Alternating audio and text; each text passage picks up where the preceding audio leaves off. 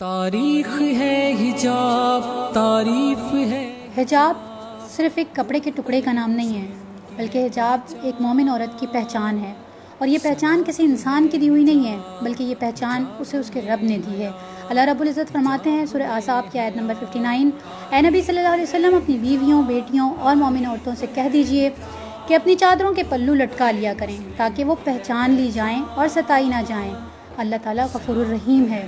یہ وہ پہچان ہے جو کسی انسان نے نہیں دی بلکہ اللہ نے دی ہے، اور اس کی وجہ اللہ رب العزت فرماتے ہیں کہ تاکہ وہ پہچان لی جائیں اور ستائی نہ جائیں۔ مومن عورت اسی طرح سے پہچان لی جاتی ہے کہ یہ وہ عورت ہے جس کو ستایا نہیں جا سکتا، جس کی اپنی پہچان ہے، اور حیا اور حجاب یہی عورت کا زیور ہے۔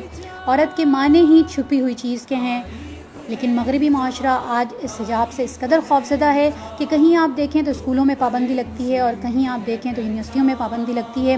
اس کی وجہ یہی ہے کہ وہ اس 1.25 گز کے ٹکڑے کو بھی برداشت نہیں کر رہے۔